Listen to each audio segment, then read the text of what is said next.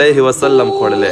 یوه ورځ یو صحابي دغه دعا ولوسته او زموږ خوږ پیغمبر صلی الله علیه وسلم واورېده او وی فرمایل چې په رب العالمین مې د قسم وي دغه دعا نه رد کیږي، الله متعال به ضرور قبلوي. دغه دعا که څه هم تاسو غواړئ چې د خوشحالۍ لپاره دغه دعا ځان ته ولولئ یا هم د رشتې لپاره یا هم د دوستي لپاره، که هر رقم حاجت ستاسو وي دغه دعا د روژه ماتې په ټیم کې ولولئ او په الله متعال یقین وساتئ، ستاسو دعا به قبوله شي.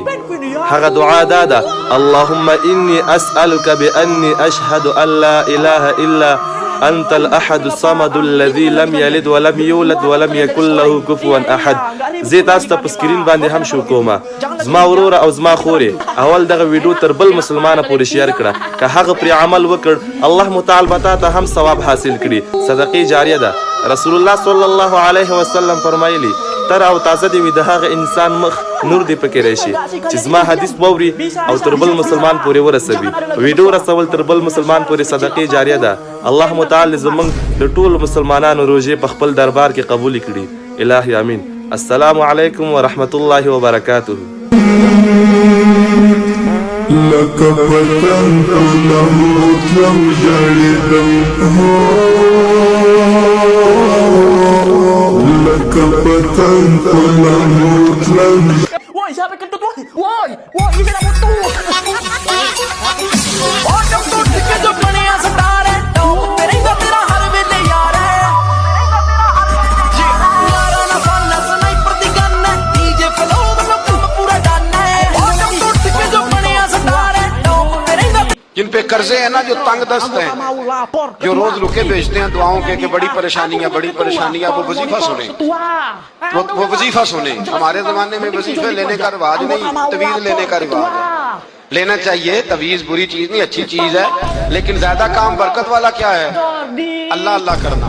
एक ताबी बुजुर्ग ताबी है, सियाबी के शागिर्द है, फरमाते मैं मस्जिद अक्सा में गया, फलस्तीन में मस्जिद अक्सा में एक शख्स को मैंने देखा, बड़ा नूरानी चेहरा उसका और बड़ा उसके वजूद के अंदर अजीब सी कशिश, खुशबू दूर तक फैली है।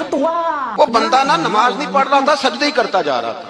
एक सजदा, दूसरा सजदा, तीसरा सजदा, और सजदा करता तो देर तक सजदा करता, फिर सजदा करता तो देर तक। कहते हैं जब वो फारिग हुआ तो मैंने गुजारिश की, कहते हैं जब वो फारिग हुए तो मैंने गुजारिश की, मैंने कहा बुजुर्गो एक बात पूछने को दिल करता है। मैंने कहा पूछो। कहने लगी आप इतने सजदे क्यों करते हैं? कहते मैंने पूछा तो बुजुर्गों ने रोना शुरू कर दिया, इतना रोए कि हिच की बात कर। फिर मैंने कहा हुजूर मैंने को गलत बात पूछ ली, आप तो परेशान हो गए। कहने लगे फिर रोने लगे।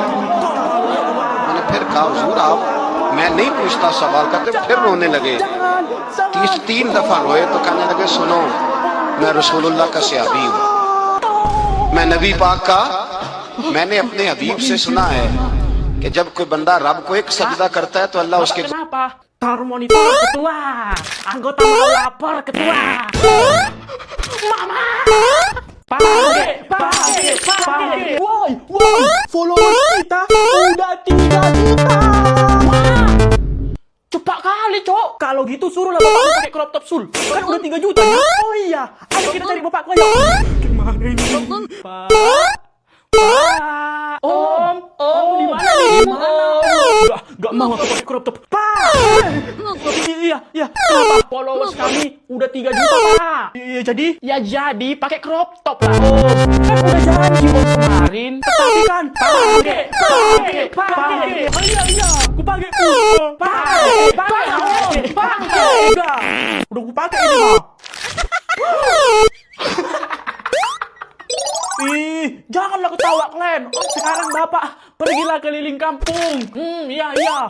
Ini akibat kalau berani menantangin netizen. Kena mental langsung.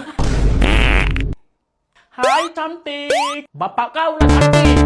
Cantik kok galak sih.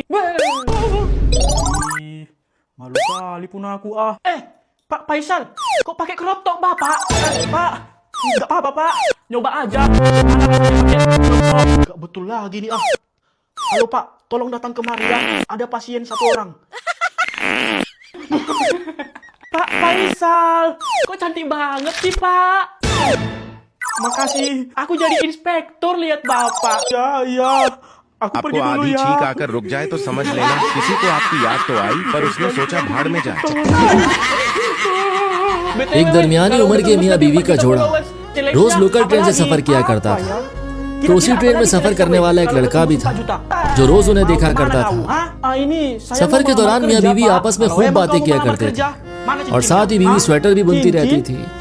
दोनों मियाँ बीवी में इतनी मोहब्बत देखकर लड़के का सफर बहुत ही खुशगवार गुजरता था। उसे उनकी जोड़ी एकदम परफेक्ट लगती थी। एक दिन अचानक से उस जोड़े ने ट्रेन में सफर करना बंद कर दिया। लड़के को थोड़ा अजीब लगा। फिर उसने सोचा कि कहीं बाहर वगैरह गए होंगे। एक माह बाद लड़के ने देखा कि शौहर अकेला ट्रेन में सफर कर रहा है। उसके चेहरे पर उदासी है, दाढ़ी भी बड़ी हुई है। तो लड़के से रहा नहीं गया और वो उसके पास गया। उससे पूछा, आप इतने दिन से कहाँ थे? तो उस शख्स ने कोई जवाब नहीं दिया। लड़के ने फिर पूछा, आप अकेले कैसे? आपकी वाइफ साथ नहीं है? तो शौहर बोला, वो अब इस दुनिया में नहीं रहे। उसे लास्ट स्टेज कैंसर था। डॉक्टर भी जवाब दे चुके थे। वो ये बात जानती थी, इसीलिए उसकी एक ही जिद थी कि हम ज्यादा से ज्यादा वक्त एक साथ गुजारें। माली हालात कमजोर होने की वजह से मेरा रोज ऑफिस जाना भी जरूरी था, इसीलिए वो रोज मेरे साथ लोकल में आ जाया करती थी। ऑफिस के पास वाले स्टेशन पे हम उतर जाते थे। मैं ऑफिस चला जाता था और वो घर लौट जाती थी। लास्ट मंथ ही उसकी डेथ हुई है। ये कहते कहते शौहर की आंखें भर आई और स्टेशन पर वो उतर गया। लड़के को जानकर बहुत अफसोस हुआ। वो उदासी से उस शख्स को खिड़की से जाता हुआ देख रहा था तो एकदम से लड़के की नजर उसके स्वेटर पर पड़ी। ये वही स्वेटर था जो उसकी बीवी रोज बुना करती थी। उसकी एक आस्तीन अधूरी रह गई थी, इसे बीवी पूरा ना कर सकी थी।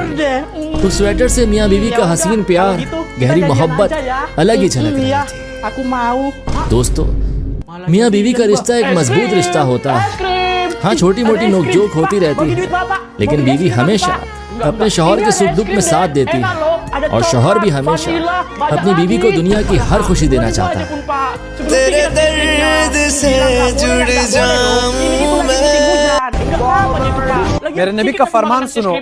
क्या ये खूबसूरत फरमान है जिसका मफहूम ये है कि जिस शख्स ने सुबह से लेकर इशा तक कसरत से दुरूद पाक पढ़ा तो उस शख्स ने जन्नत खरीद लिया, और जिस शख्स ने इस पैगाम को आगे लोगों तक पहुंचाया, मेरे नबी ने फरमाया कि कल क़यामत वाले दिन इस शख्स को हाथ से पकड़कर जन्नत में दाखिल करूंगा। सुभान अल्लाह। मेरे नबी का फरमान है कि तरोताज़ा रहे मेरा वो उम्मती जो मेरा हदीस खुद भी सुने और इसे दूसरों तक पहुंचाए। Jadi mau beli es krim anakku ini. Ya Om, baru kita aku dari sini.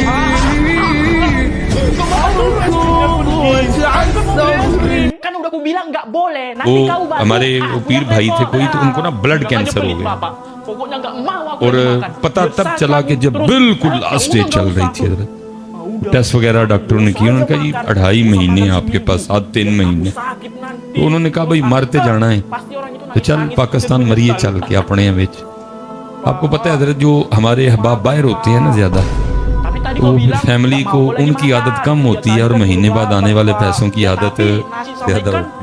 फिर फिर वापस आ जाते हैं ना और वापस फिर बिल्कुल क्लोज करके आते हैं सारा, तो वो उंज नहीं किसी को चंगे लगते। हाँ जी, वो भी ऐसा ही था। उन्होंने बताया तो नहीं कि मुझे कैंसर है, बस उन्होंने ये कहा कि मैं सारा कुछ छड़ के आ गया। वो सबको यही फिक्र थी, छड़ के आ गया। बात है हूं की बनेगा, और यशियां कितने जान गया, नाले इधर तो रोक टोक भी होनी, कितने चलना है, राती 2 बजे कितों आया है। वो उन्होंने जी ना किसी को चंगा लगे। बड़ा सब ने उनके साथ वो अजीबो गरीब सा सलूक किया। वो इतने दिल बर्दाश्त हुए कि उन्होंने फैसला कर लिया कि मरना तो है लेकिन एना च मरना बाहर ही मरांगा जाके। तो नाले उन्होंने कहा मैं बाहर ही दबियो, मेरी डेड बॉडी पाकिस्तान नहीं भेजने को। वो चुपके से जाके टिकट करवा ली वापस। वो कहीं रात को ना बारिश आई बड़ी ज्यादा, तो घर के बिल्कुल साथ ना यतीम भतीजियां और बेवा भाभी भी रहती थी, लेकिन कभी पूछा ही नहीं क्योंकि बोलचाल कोई नहीं।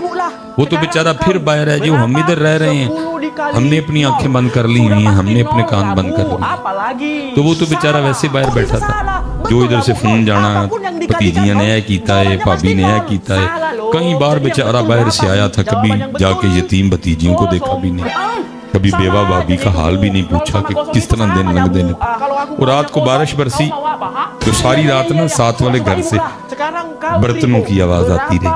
कई बार दिल किया कि रात को जाके देखूं, फिर नहीं अच्छा लगा। सुबह जब उठा तो अपनी फैमिली से पूछा।